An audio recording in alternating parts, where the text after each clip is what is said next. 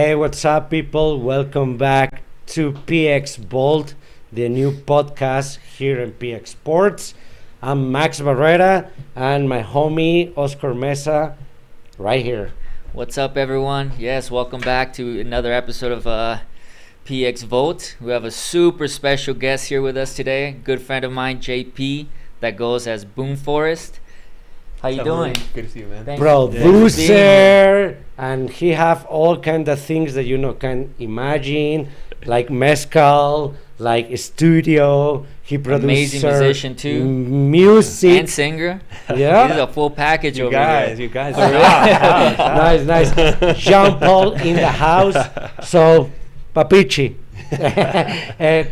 tell the people where you're from, how you start, like all this, your life in the music. Okay. I started as when I was 7 years old, touring the world as a boy choir soloist. So and then I studied opera in college. And my first day of school, I realized I hated opera and I hated college. So I left class and I went down to the street and picked up a guitar and started teaching myself how to play guitar and sang on the street. No YouTube videos, the street. No, way before YouTube. I'm nice. And so slowly started a band, and then by the end of college, I had a band that was ready to go on tour. And so What kind of band? It was like a little bit like Dave Matthews, nice. Jack Johnson kind of. I like it. Little. I like it. And in what city was this? That was Madison, Wisconsin. Wisconsin. And then I moved to Los Angeles. And how's that? It was crazy. What year was that? That was 2006. Okay. And then a billionaire saw my band play and was like, I want to start a record label for you, and gave us $1 million to start a label. $1 million to start a record. And my best friend was our manager, and he was like, I've been in a label before, like, why don't I just take this money and set the label up for you, and so you guys just make the record and go on tour and we'll figure it all out. So we're on tour, like we record the record, we haven't seen any money yet, we're on tour, and we're out in our lawyer's office in Nashville, and my lawyer's like, and he sent the contract, my manager and best friend, and my lawyer's looking at the contract, and he's like, dude, I think your friend stole all the money. He's like, there's all nothing, the money. All the money. God. He stole $1 million dollars. Dude. So I was like, well, we all live in a label house together in LA. Like, what am I supposed to do with my band and my crew? And he's like, oh, you don't live in LA anymore. And I was like, well, what should I do? And he's like, there's cheap houses in East Nashville. You should go look for a house there. Oh my God. So I went and bought a house from $18.99 for essentially free. So you buying a house? And after 2009, so the real estate market had just crashed. So I took the whole band there and started renovating this house. And the band kind of broke up from there because it was just so hard to go from like this excitement of this to like nothing. Down. So I went solo as BOOMFOREST. Okay. And I started teaching myself how to produce. And then from there, I produced and I played a bunch of festivals and was on tour all the time, made a couple records, started producing for other people. Okay. Then I moved back to LA for 3 years. It's a long story. But No, we're here for that. And we want to listen that story.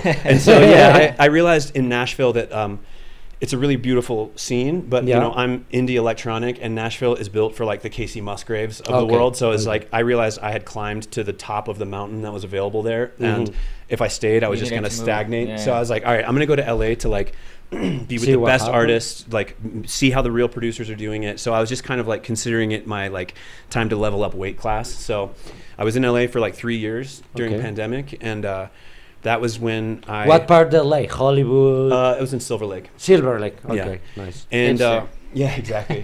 So I live there too. yeah. You know what's up. Yeah, I know what's up there. I was more downtown LA. Yeah. So I was producing a decent amount and scoring films. I scored a film for Bobby Kennedy Jr. And then I was making a record for Frank Sinatra's granddaughter. Yeah, I did the Frank Sinatra's granddaughter. Yeah. How's that? It's great. It's a beautiful record. How's she singing? She's great. She's great. Yeah. She hasn't released the record yet, which is so annoying because it's. Where can people hear it? It's not released yet. Oh, it's not released. Yeah, I know. It's the only. It was my first record that I really produced seriously, and it's not out yet. So it's like we gotta get her to release it, but it's really great. Come on, what? Yeah, girl, where's it at, girl? I'm sure it's great. And so when the pandemic hit, I was I was producing in studios all around town, and I got this blood condition from my dad where it's like it's really nothing. If I go on a long flight, I have to take a blood thinner because otherwise I just get blood clots in my legs. So it's like pretty common. Yeah. But it was nothing I really thought about. You can control it. Yeah, it's easy. Yeah, just like I go on a plane and take a pill, don't think about it. But my blood doctor called me from New York and she's like, "Hey, there's a chance that you among all types of people in the world, if you get COVID, your blood might turn entirely solid because it would make a chain reaction of clots." Yes. So she's like, "You can't see anybody. Like you cannot see anybody." Like, and I was like, okay. So I lived in a house, but I had a garage behind my house. Yeah. And I kind of had a little recording studio set up there, but I had to essentially move into the garage. And I was working there alone. And then if I needed to produce an artist, they needed to stay in a hotel room for 2 weeks and then come into the garage with me and live there with me for like 2 months. Yeah. Gnarly. And so I decided, so I decided if I needed to be in this garage, I was going to try to make it as magical and creative as possible. So I started buying furniture and painted it and moved things around to like make it feel inspiring. Yes. And so it became this like little magical hub. And then I got the vaccine and realized I was going to be okay. So it started like an artist would come and they'd be there for a minute and be like, "Can I invite my friend to come hang out?" I was like, "Yeah." And so by the time we were done with the session, there would be like 10 people hanging out in my yard. And I was like, this isn't a big enough footprint for me. Like I need something bigger. Something bigger. Yeah. So then I was like, all right, let me think about what I need to do. And I had just had the feeling I was supposed to come to Mexico City just to visit. And so you just have the feeling? Yeah. So go to Mexico. Yeah. You say Mexico. Yeah. Mexico Have you ever been to Mexico before? No. But I had a bunch of people like, you specifically need to go to Mexico City. And I was like, year was this? yeah. This is 22, I guess. 22. So you have 2 years here in Coming Mexico. on 2, yeah. In a month, it'll be 2 years.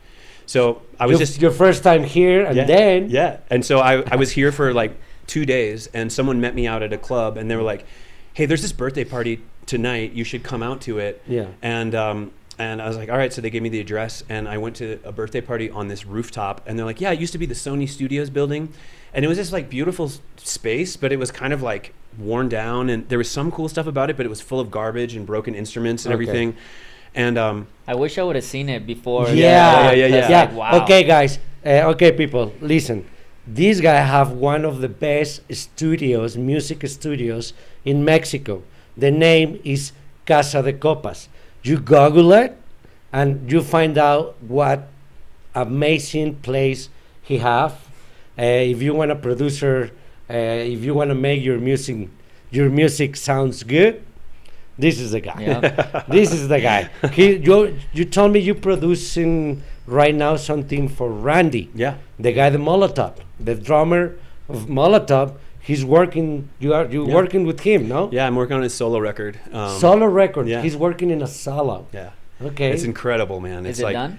It's I think we have 8 tracks done, and we're gonna have 11. Kind of like a record. Yeah, a record. Yeah. Because he just came to me and played me all of his demos, and it was like, the songs were really cool, and I knew that I really like believed in him as a person. Yeah. But they were like, he was just playing the drums really hard, and he was like just playing like standard guitar chords, and I was like, hey, like we could treat the songs like this, but what if we did something totally different, where we don't think of you as a drummer, but we think of you as just a creative person, and we build it from there. And he was like, wow, no one's ever asked me to do that before. And like, he's just so brilliant of coming up with parts and like finding cool little instruments to add to things. So it's like this record that we're making, it's like Tom Waits or Leonard Cohen or like Everlast or Cypress Hill. It's like weird old like hip hop, like but old songwriter, like Wise, like, you know, when the man comes around, like that kind of like cool spoken word kind of thing. So it's the coolest record I've ever worked on by a long shot. So I'm really excited for it to come out. When do you think it's coming out? Probably like this year? Yeah, I think so. Okay. I think so. And how did that come about? How did you meet Randy? Randy is he's a partner in the studio. Oh, so there were 2 partners in the studio when I found it, and then they brought me in just as a consultant, and then eventually they were like, you have to be our partner on this. So it's me, Randy, and another guy. Okay. And so Randy was kind of absent. He was on tour, and then I started working on the building, and he started coming around being like, wow, this is a place I actually want to work, because like everything was broken. Everyone had keys to the place and was coming and going. It didn't have the vibe. So that is before that you take the decision to move to Mexico. But we go there. Yeah. We go there. I want to know how you take the decision after that you buy a house in America, making an amazing studio, and then you left everything. You sell everything. I've moved to Mexico City. Yeah. I want to know how. Yeah. I mean, How that happened? I went to the birthday party, and they were like, there was a whole staff of people that were working there, 17 people, and they'd been working on the building for 3 years. And we were talking, and they're like, we've been working for 3 years, and we just can't make it happen. We don't know what to do next, and there's like no one in charge. And I was like, well, I'm a musician, and I design studios, so it's like, excuse me. Yeah, I'm like, I got you. yeah, I'm like, you, I'm here guy. for 2 more weeks. Like, why don't I just come every day and help you? And so I just came in and I jumped into the flower beds, and I like started pulling out dead plants and trimming some back, and like, hey, we should maybe move this out of here, and like maybe we can do this. And so I just spent 2 weeks kind of moving things around.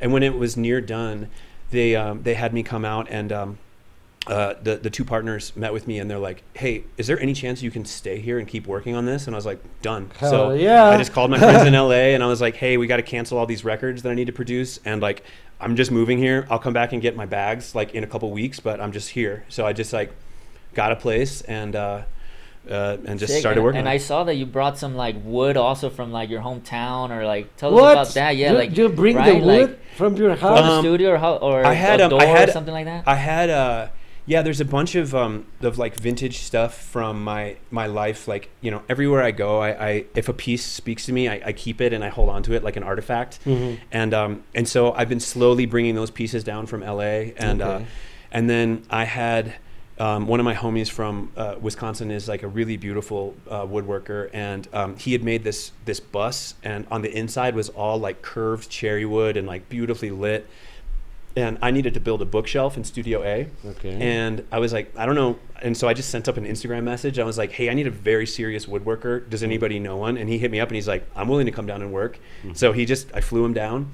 And so together we designed, and he installed the bookshelf, and then I had him install a curved mahogany room in the live room of Studio A. So the woodwork in there is beautiful. Yeah, Dude, the it whole is vibe, beautiful. the whole vibe of the studio is just amazing. It's like, Thanks, man. man, it's such a six. Yeah, You we've guys did been an amazing job. there a few times. Yeah. Told them how like our favorite room.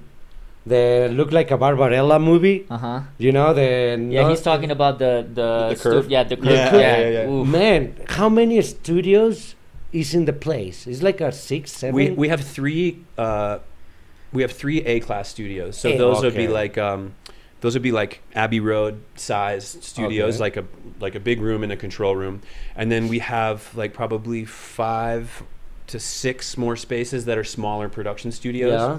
And we have a rooftop venue that holds 200 people, and then an open air kitchen attached to it. Yeah. So we can kind of do events that are like on the roof and hangs in the studio, and then there's a courtyard. It's how I know the place. Yeah. When you, Oscar, when you do the Andy Warhol art show, Yeah. is when I know the studio, and I Oh my fucking God, the flip out. party there was gnarly. that was it. That was so Oh fun. my God, that was fun.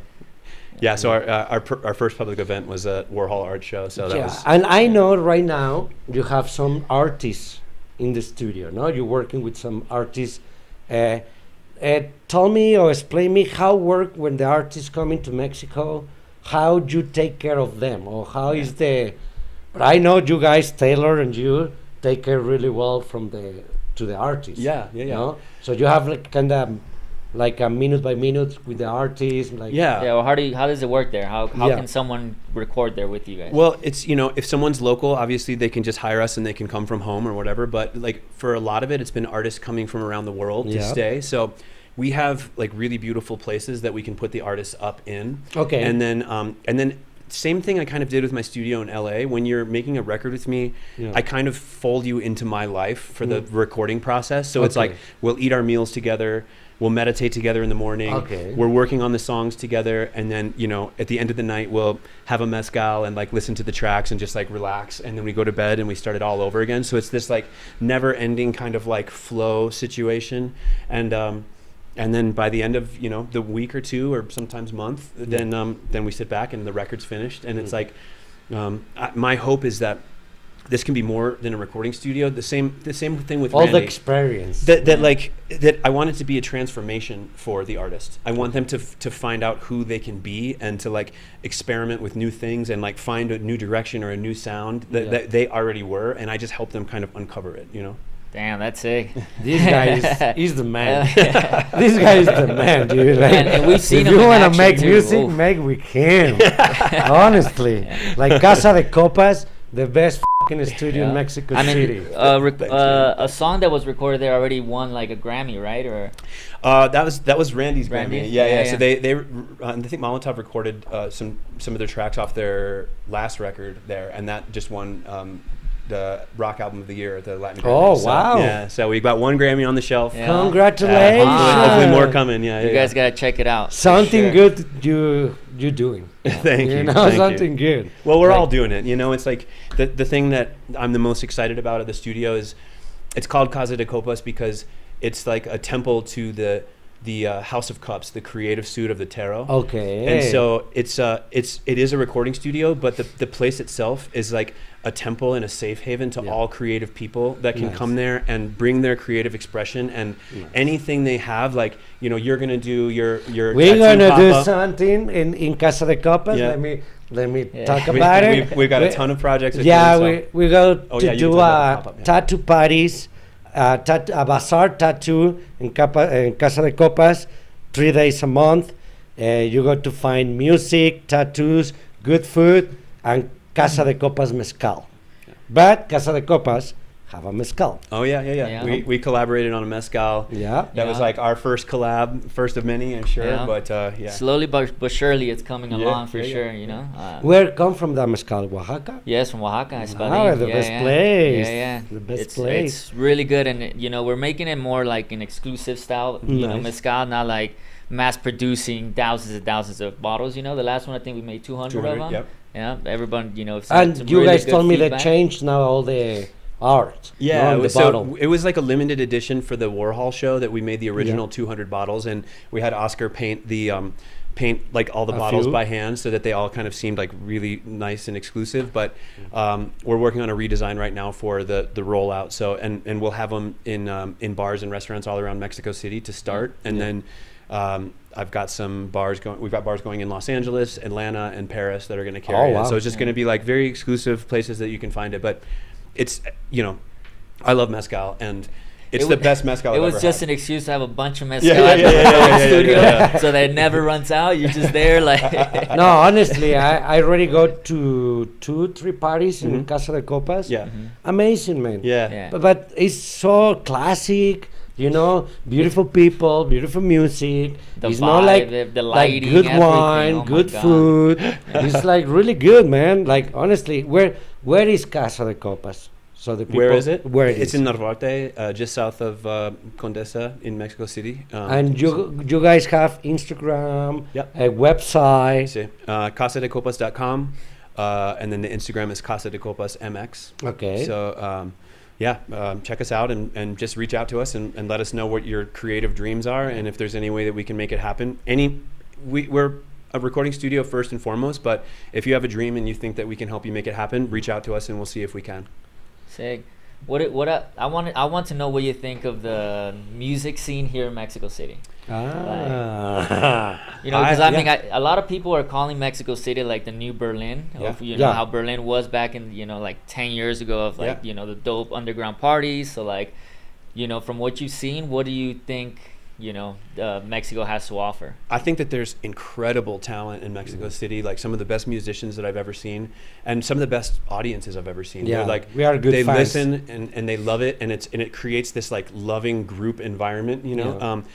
So I'm so excited to start playing shows here. I've started DJing here recently, Okay. but I'm excited to play live shows. But the thing that I'm the most excited about is that since music essentially became legal in Mexico in the 80s, everybody like got onto Guns N' Roses and Metallica, and so it's like this very like rock and roll place. They love anthem rock and everything, but music has evolved over the world. It's so much, and so we have all these great and talented artists here, and they're still playing the hell out of these songs from the 80s, but the musical conversation has changed. So I'm loving New this songs. new feels. And so, Randy was like a really good example of that, where it's like he kind of had these like 80s and 90s arrangements to his songs, and then once we put them in a new dressing, it was like, this is a completely different artist, Randy. So Yeah. I'm excited about I'm stoked to hear that too. Yeah. I'll play you some next time you're in the studio. Right, but I'm really excited to have bands that are eager to find some new sound, that are willing to like come to us and like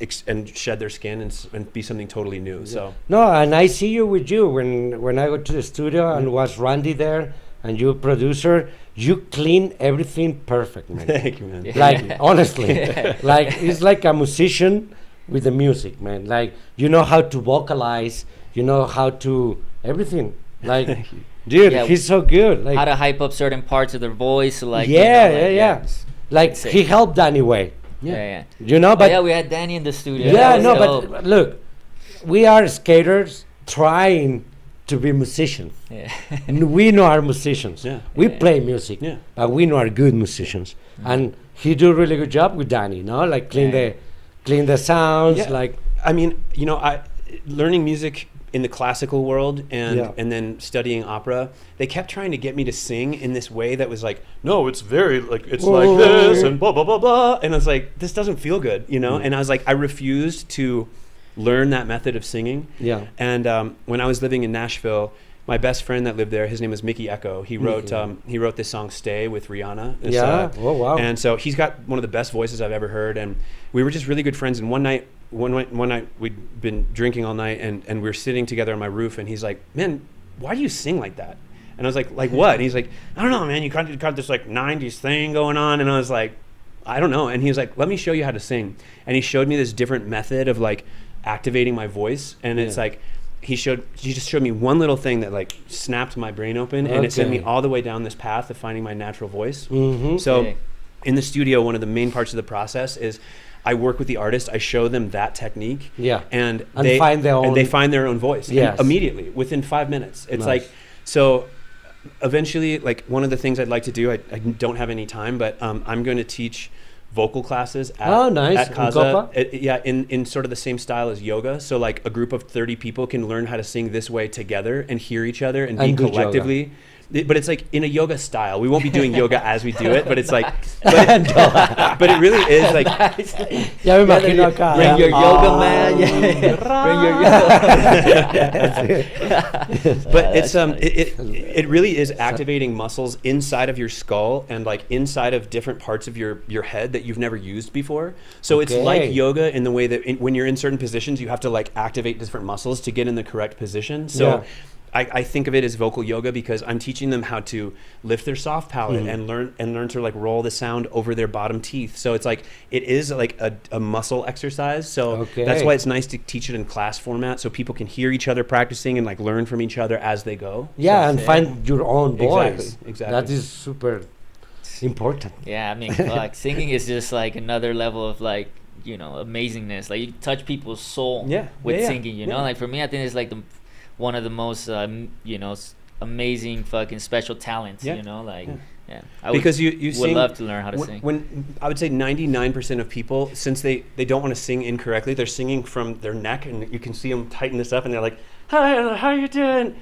And like when you learn how to do it correctly, you're coming from the bottom of your stomach, and so that's where all your truth is as a human. So you fill that with air, and then you send that truth air up into the correct framing of your head, and it's sending your deepest truth coming out of this like your head in a perfect position. So it makes you speak in a way that makes people want to hear what you're saying, and it like makes what you're saying come across. That's amazing. When it comes out truly, it's like the most powerful thing. It's like what you think, what is making a good song for you? Like making a good song, what is for you? Like what does that mean? Like what make a good song?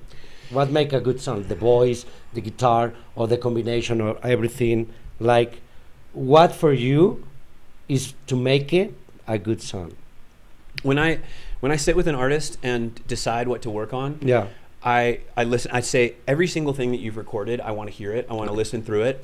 And as we're listening, it's like usually the first one they play me is the best thing that they've got. Really? You know? Yeah. Because it's the one that they're excited about, you know? So it's like, okay, that one, yes, or obviously. At least the one they think is the best. Yeah, one. And it's usually the best. And it's like the one their friends like and everything. And then the second song they play me is usually either the one they want to be the next best, but it's either way better than the first one or the worst one, you know? And I have to be like, this is not the way, you know? And then we just go and listen through, and it's like you know, if I get goosebumps or like if I feel like they're excited about it in a certain way, I'm like, we're taking that and we're running with it. So it's like, if there's like a kernel of truth that makes me feel like it's something that's like needs to be excavated and like brought to life and polished, then it's like we work on it.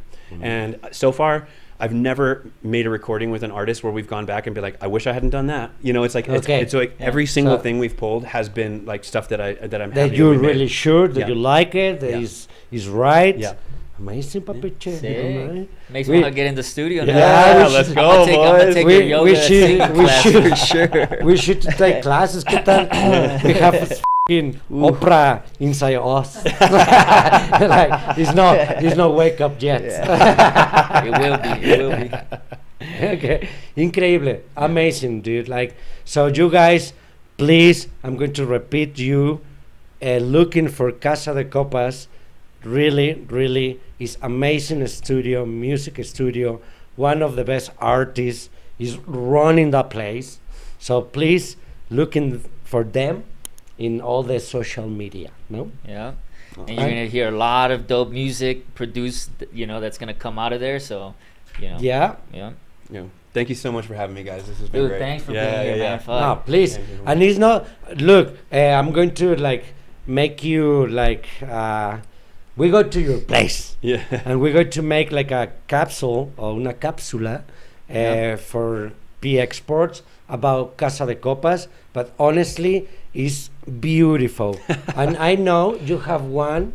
That I need to say that the consola. ¿Cómo se dice? Console. The console. Yeah. One of the best in the world. Yeah. It's just 10 in the world. Yeah. And you have one. It's a white API. How you get that? How'd you get that? I've been buying gear from my friend at Guitar Center since I bought my first one interface. Guitar? Yeah. Interface. Yeah. And he just became my friend, and he's like, I'm always gonna help you find like the gear best that you need at the time. And so I called him and I was like, hey, I'm looking for a board. Like, what would you recommend? He's like, you're not gonna believe it. Today, API just called me and said they have the last one. Somebody fell through on their order of this 10 series anniversary edition, and one is going in their museum, so there's only 9 in the world, and it's like Dave Grohl, James Valentine, Peter Gabriel, like it's like these are the people that have the other ones, and then like I have the 9th.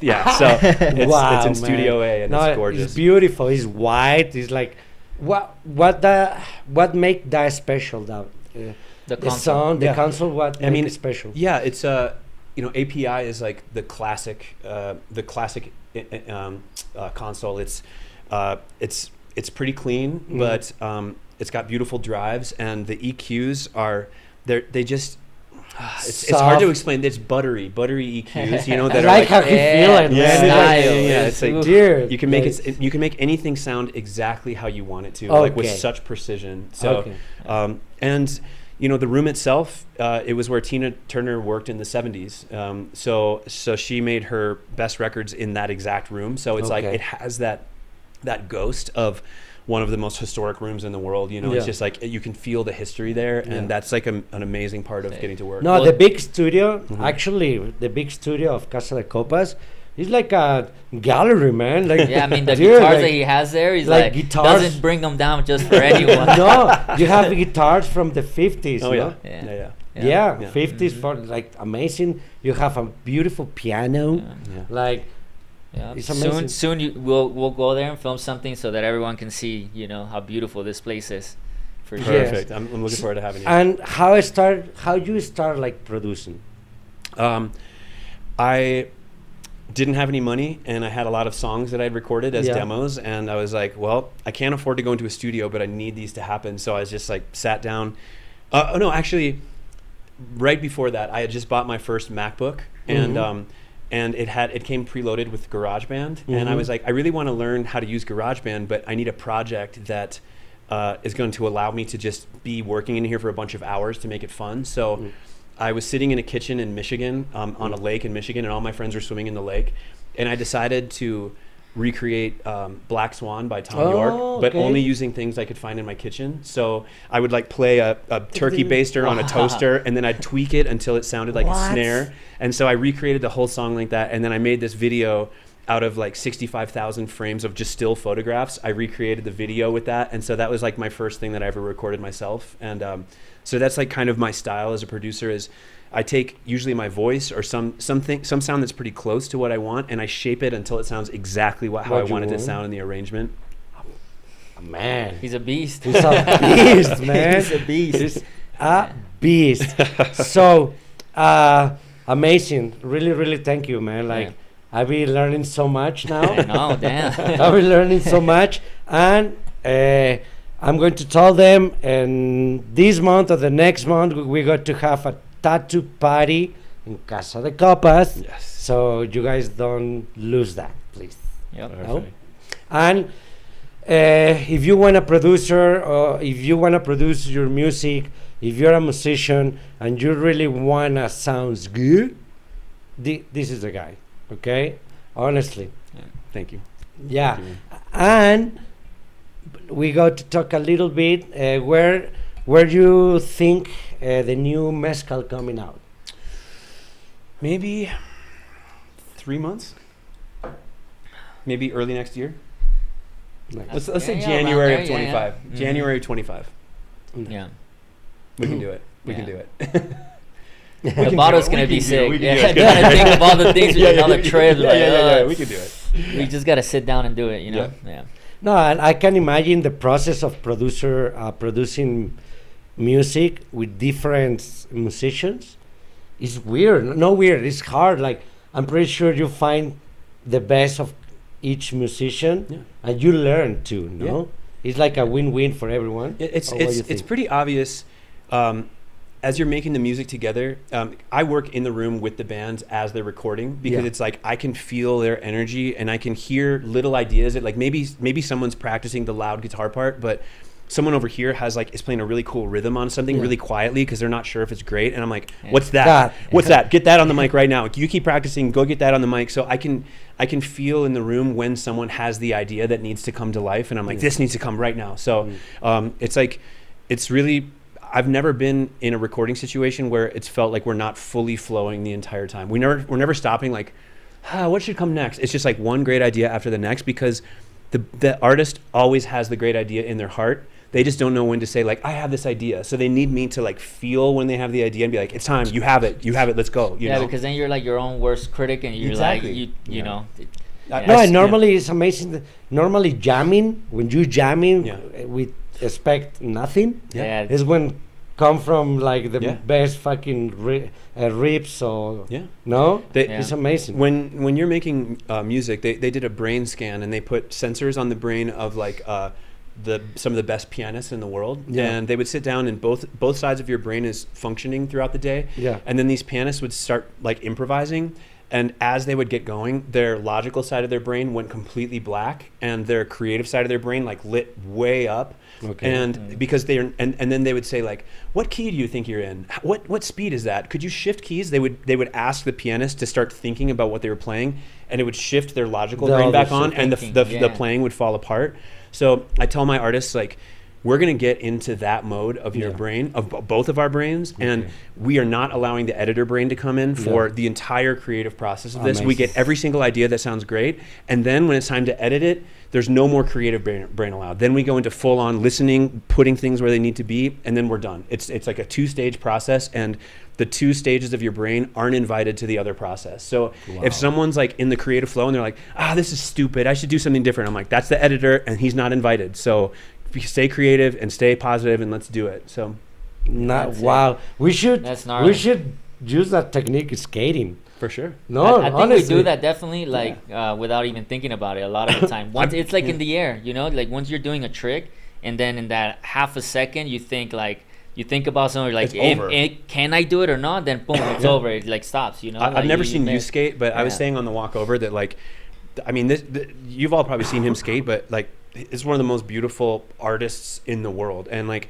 I always like and like click on his links so that the whenever he's got something new that it'll give it to me right away, because it's like I'll watch you do like a backside tail slide on a like a 4-step, and like I'll watch it 15 times in a row, because it's just like, it's poetry the way that you like manipulate the board, and it's like time and space. Like, so I love your artistry on a skateboard. So Thank you. Papichi, Yeah. amazing. I appreciate it. Okay, and your advice for the people that want to start producing, they want to start Creating music, or- what is your advice to the people that find My- your mojo?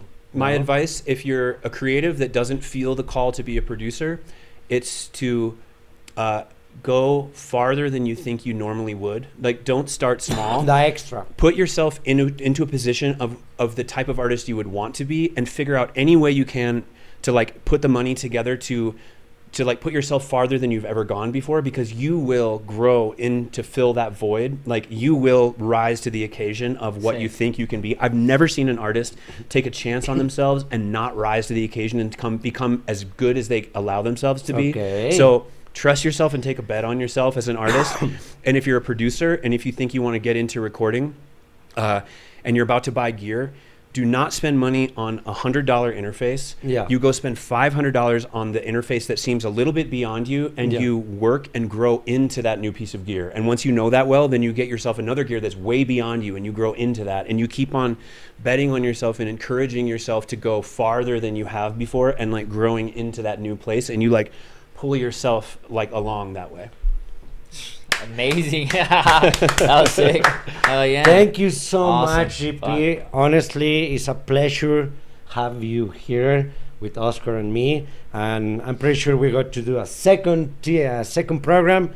And thank you to be here with us. Of course, I love it. Thank I'm you, grateful thank you. for your Honestly, friendship, homies. and Love you, brother. thank you, people, to be here in this new era, the PX Sports, and this new podcast, PX Bolt. We see you the next time. Yep. We see you the next time. Peace out.